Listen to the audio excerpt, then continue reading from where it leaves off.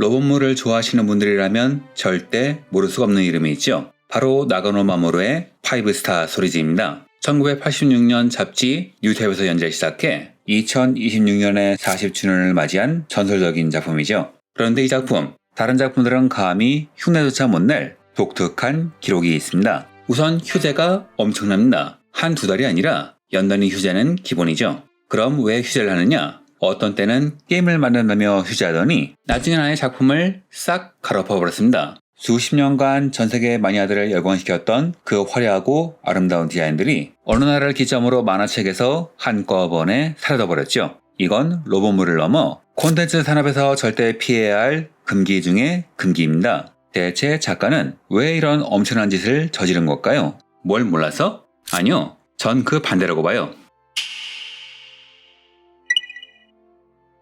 왜 나가노 마모루는 오늘날의 5스타 스토리를 이룬 기라성 같은 디자인을 흑역사로 만들어버린 것일까요? 2005년, 거의 20년간 이어지던 5스타 스토리즈의 연재가 멈췄습니다. 이에 팬들은 대수롭지 않게 생각했죠. 휴재를 했던 게 한두 번이 아니니까요. 과거 1996년엔 전설의 똥겜 에어즈 어드벤처의 디자인을 위해 쉬었고 심지어 버추어 파이터 2에 빠져서 휴재를 한 적도 있었죠. 하지만 저는 작가 나름의 이유가 있다고 생각합니다. 이 사람이 참 제멋대로 사는 것처럼 보여도 그 이면을 들여다보면 나름대로의 철저한 사정이 있거든요. 예를 들어 90년대부터 2000년대 사이 그는 토미노 감독의 브레인파우드나 오리지널 작품인 셀블릿의 디자인을 맡았습니다. 그리고 그 이전엔 여러가지 행보를 미뤄볼 때 90년대 말 일본을 흔들었던 3D 그래픽 툴의 가능성을 테스트했다고 볼 수 있죠. 단행본을 보신 분들은 아시겠지만 그는 일본에서 3D 결과물을 일찍 만들어낸 작가 중 하나입니다. 단행본 분량이 차면 귀신같이 휴재를 하는 것도 사실은 단행본 수정과 표지 작업에 엄청난 공을 들이기 때문이었고요. 그림 작가분들은 아실 겁니다. 저게 단순해 보여도 하루 이틀에 그릴 수 있는 것이 절대 아니라는 것을. 그렇다면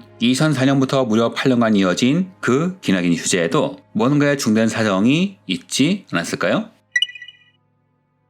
2012년 뜬금없는 거장판 애니메이션이 공개됩니다. 작가 본인이 원작, 감독, 각본, 원화, 폰티까지 혼자 다한 사실상 1인 창작영화 꽃의 시녀 고딩 메이드였죠. 처음엔 5스타 시리즈와 무관한 작품이라고 발표했지만 팬들은 단번에 수상한 냄새를 맡았습니다. 세계관의 질감, 인물들의 분위기, 그리고 무엇보다 로봇, 그리고 직접 영화를 본 사람들은 이 영화가 5스타 시리즈의 전개에 중요한 내용이었음을 알게 되죠. 그리고 이후 팬들은 파벌을 나누어 싸우기 시작합니다. 왜냐고요? 영화에 등장하는 거대 병기 고딩 메이드가 우리가 알던 모토헤드와는 실루엣 자체부터 달랐기 때문이죠. 논란이 극에 달하던 2013년 드디어 8년 만에 본편 연재가 재개되면서 팬들은 혼란에 빠집니다. 영화 고딩 메이드의 모든 체계가 5스타 시리즈 본편에 그대로 이식되어 버린 겁니다. 이건 단순한 이름 변경이 아니었어요. 기존의 팬들을 열광시켰던 화려한 모토헤드들은 전부 사라져버렸고 한 번도 보지 못했던 디자인의 로봇 고딩 메이드가 등장하고 있었죠. 당연히 전세계 커뮤니티는 난리가 났습니다. 일부 팬들 사이에선 계약이란 말도 나왔고 배신감에 작품을 떠난 사람도 속출했죠. 꼭 배신감이 아니어도 용어와 기체가 너무 달라지는 바람에 적응하지 못하고 포기하는 사람도 속출했습니다. 공통점이라면 30년간 친숙했던 모토헤드들이 전부 사라지는 바람에 당혹감과 혼란을 느꼈다는 것이죠. 나가노 마모루는 말합니다. 99%가 떨어져 나가도 1%의 팬만 남으면 성공이라고. 이후 5스타 시리즈의 흐름에 큰 변화가 일어납니다. 예전엔 단행본이 출간되면 1위를 점령하는 것은 물론 1년 내내 상위권을 도배하던 관련 서적은 리부트한 다음에는 한 달 정도 내에서 순위권에서 사라지게 되었고 구글 트렌드에서 화제가 되는 빈도도 줄어들게 되었죠. 이때부터 5스타 시리즈는 망했다는 이야기가 나오기 시작했지만 저는 꼭 그렇게 생각하지 않아요. 나가노 마모루는 고집센 천재 이미지가 강하지만 실제로는 사업적 머리가 굉장히 뛰어난 사람입니다. 작품에서 여러가지 변화가 일어날 때 출시한 상품이라던가 토이 프레스를 직접 세워 상품의 라이선스 사업을 추진한다던가 심지어 한국에선 그의 화보집, 디자인제, 해석판이 나왔는데 보통 이런 사건이 벌어지면 작가는 공개적으로 분노를 표시하거나 심하면 정식 출간을 취소하기도 하지만 오히려 이 사람은 한국판 단행본을 위한 특별 인사말까지 넣어줍니다. 즉 이 사람은 감정보다 사업이 먼저 움직이는 사람인 거죠. 그렇다면 이 황당한 개편도 나름대로의 사업적인 이유가 있지 않을까요? 그가 리부트를 한 이유를 이해하기 위해서는 나가노 마모루의 철학을 돌아볼 필요가 있습니다. 애니메이션의 로봇은 완구 판매를 위한 것이지만 5스타 스토리즈의 로봇은 그렇지 않다. 나는 현실에 존재한다면 어떻게 보일 것인지를 생각한다. 그의 데뷔작 중전기 엘가임의 헤비메탈은 철저히 완구 판매를 전제로 한 디자인이었습니다. 당시 금연기술로 대량 생산이 가능해야 한다는 디자인적 제약이 있었죠. 반면 5스타 스토리즈는 달랐습니다. 그 산업적 제약에서 벗어나 작가의 이상형을 마음껏 구현하는 거대한 캔버스였죠. 당시 모토헤드가 독자들에게 엄청난 충격을 준 것도 상업적 시스템에선 절대 나올 수 없는 획기적인 디자인이었기 때문이죠. 실제로 일부 킷은 강철로 된 지지대가 없으면 설 수조차 없기도 했고요. 이렇게 상품화를 무시한 제품화가 가능한 이유는 이 작품이 연재되던 잡지 뉴타입의 모회사 카도카가 완구 사업을 하지 않는 출판사였기 때문입니다. 나가노는 자신의 작품을 허무맹랑한 동화라고 부릅니다. 그런데 저는 이 말을 이렇게 해석해요. 난 상업적 논리가 아니라 오직 나의 미학에 따라 세계를 창조한다. 나는 기존의 완구 사업의 형태에서 벗어나 허무맹랑한 동화 같은 사업을 추구한다.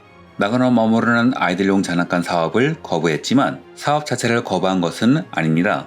자신의 작품을 받아들여줄 소비자를 위해서 정면 돌파한 거죠. 그렇다면 이 괴상한 리부트도 뭔가 사업적 목적이 있다고 볼 수 있지 않을까요?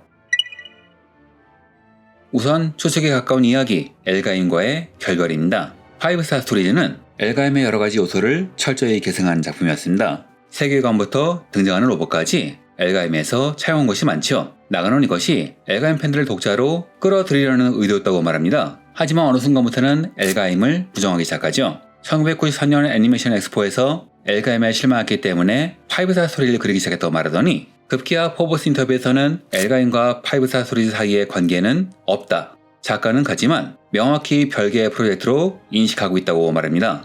저는 여기서 리부트의 1차적 원인을 볼 수 있다 생각해요. 리부트에서 변경된 것들을 자세히 보면 전부 엘가임과 관련이 있습니다.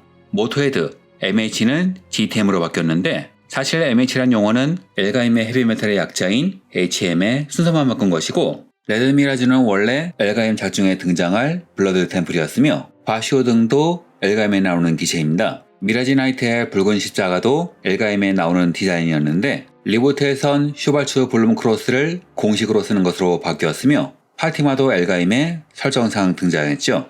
다만 이쪽은 본편엔 결국 등장하지 못한 탓인지 오토매틱 플라워즈라는 공식 명칭을 추가한 데서 그쳤습니다. 저는 그래서 이번 리부트의 1차적 목적은 엘가임과의 연관성을 지우고 5스타 스토리즈를 오리지널로 재정립하는 데 있다고 봅니다. 사실 이런 시도는 이번이 처음이 아닙니다. 2권에선 준원만이 비행할 수 있다는 설정을 넣으면서 엘가임의 랜드 부스터를 차용하나 싶더니 나중엔 모두가 날게 되면서 관련 설정 자체가 모두 사라져버렸죠. 엘가임의 상징 중 하나였던 금색의 오제는 은색의 모토메시아가 되면서 엘가임과의 관계성을 끊어버린 사례입니다. 이런 관점에서 보면 이 작품은 연재 내내 엘가임의 흔적을 지우고 있었죠. 그리고 그 결과물이 2013년에 한꺼번에 나온 겁니다. 그렇다면 왜 지금까진 조금씩 바꾸더니 이번엔 한꺼번에 한 것일까요?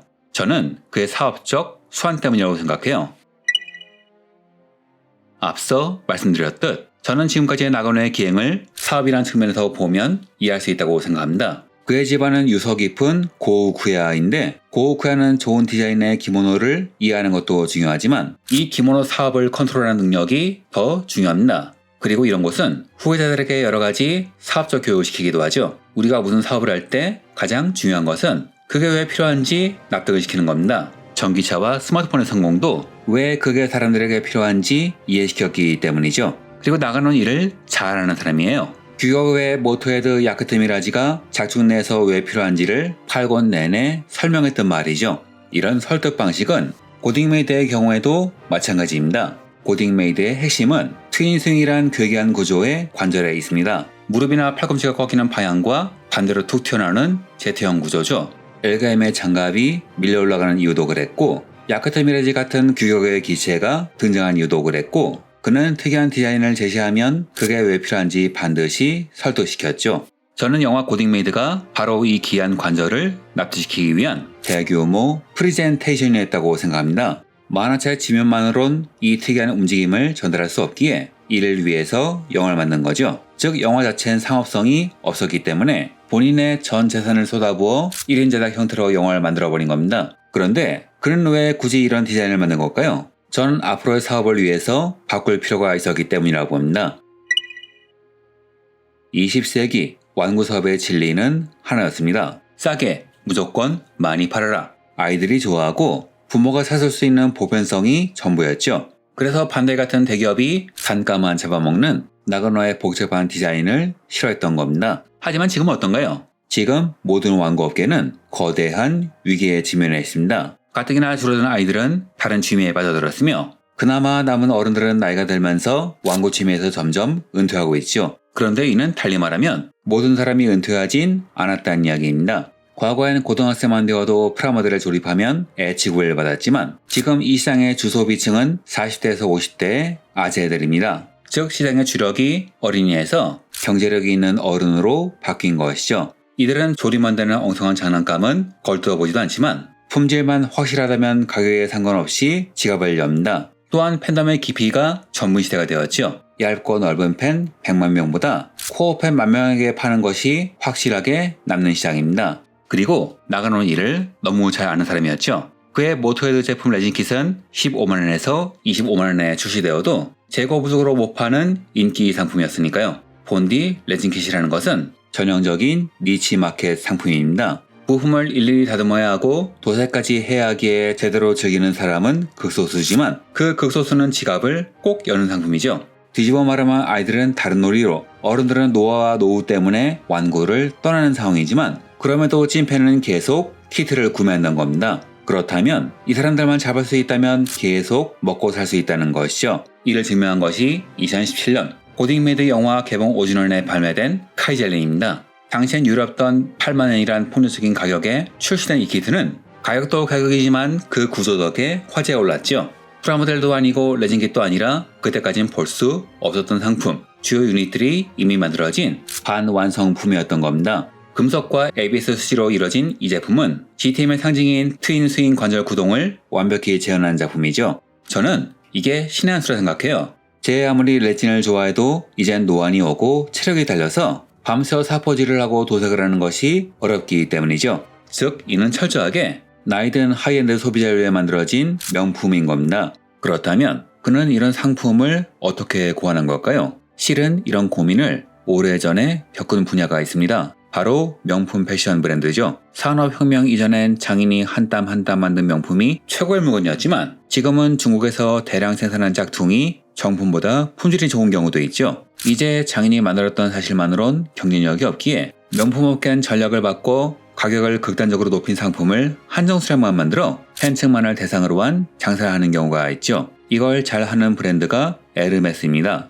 다른 명품의 경우엔 줄만 서면 살 수 있다면 에르메스의 일부 제품은 한정된 고객만 살 수 있기에 다른 명품보다 한 단계 높게 평가받거든요. 저는 이번 5스타 스토리지의 리부트가 이런 명품의 마케팅을 벤치마킹했다고 생각해요. 비싸게 팔기 위한 리브랜딩. 아무리 이 작품이 훌륭하다고 해도 80년도에 시작한 작품의 감성이 요즘 젊은 층을 끌어들이는 것은 쉽지 않고 기존의 팬들은 점점 나이가 들어 떠나갈 수밖에 없는 상황입니다. 이건 꼭 5스타 스토리지의 문제만이 아니라 모든 콘텐츠의 고민이기도 합니다. 그렇다면 코어 팬층에 최적화된 제품을 비싸게 팔아서 줄어드는 매출을 보완하는 것이 합리적이겠죠. 그리고 그런 사람들에게 새로운 제품군을 팔려면 기존 상품보다 월등히 비싼 제품을 팔려면 리부트는 필수적이죠. 왜냐하면 사람들은 같은 형태의 제품의 가격이 많이 올라가면 거부감을 느끼거든요. 최근 새로운 기술의 도입, 자재비의 상승으로 같은 건담이라도 나중에 나온 HG가 MG보다 비싼 경우가 늘어나고 있습니다.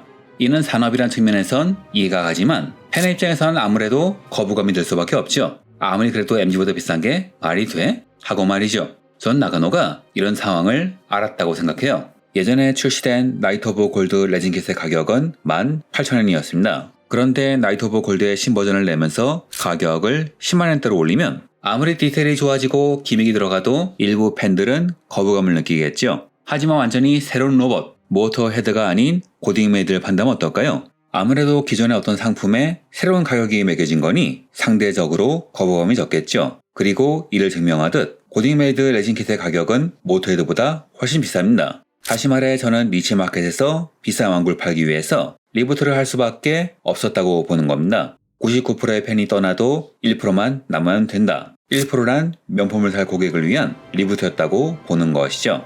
또한 제가 비즈니스 전략이라 보는 이유가 하나 더 있는데요. 보크스는 고가의 고딩 메이드만이 아니라 기존 팬들을 위한 모토헤드의 프라모델도 함께 출시하고 있어요. 나가노의 성격상 이게 작품만을 위한 디자인 변경이었다면 한물간 모토헤드의 상품은 일절 발매하지 않았겠죠. 하지만 상대적으로 저가인 모토헤드를 내면서 상품화 주체인 보크스의 수입원도 확보하고 과거 디자이너의 팬들의 지갑도 함께 노리는 겁니다. 저는 2014년의 리부트는 작가의 변덕이 아니라 산업의 변화를 읽고 취한 IP 자체의 리포지셔닝이라 생각합니다. 작품의 주요 팬층을 정확히 분석하고 이 작품은 소수의 팬층을 위한 초 하이엔드 명품 서사라고 못 박은 것이죠. 그리고 저는 그 생존 방법을 그의 최고 관심 분야인 패션 시장의 생존 방법에서 배웠다고 생각해요. 그리고 이런 전략은 어느샌가 대세가 되었죠. 고토부키아의 걸프라, 쿠스마일의 모데로이드도 가격을 계속 올리고 있으며 반다이는 무려 100만원이 넘는 해체 장기 등을 내놓으며 코어 팬들의 지갑을 테스트하고 있죠. 이젠 어른들에게 왕굴 파는 시대. 5스타 스토리즈는 예전처럼 1년 내내 출판 상위를 차지하지 못하지만 사업적 성과와 팬층의 반응으로 볼 때 명품 마케팅은 성공한 듯합니다. 즉 나가노의 리부트는 성공했다고도 볼 수 있겠네요. 그렇다면 우리에겐 이런 질문을 던질 수 있을 겁니다. 얇고 넓게 퍼지는 길을 택하겠습니까? 아니면 아주 깊이 파고드는 길을 선택하겠습니까? 이건 사람의 상황마다 답이 다를 텐데 5스타 스토리즈의 작품 성격상 정답은 후자가 아닐까요? 저도 항상 고민이란 말과 함께 이번 영상을 마치겠습니다.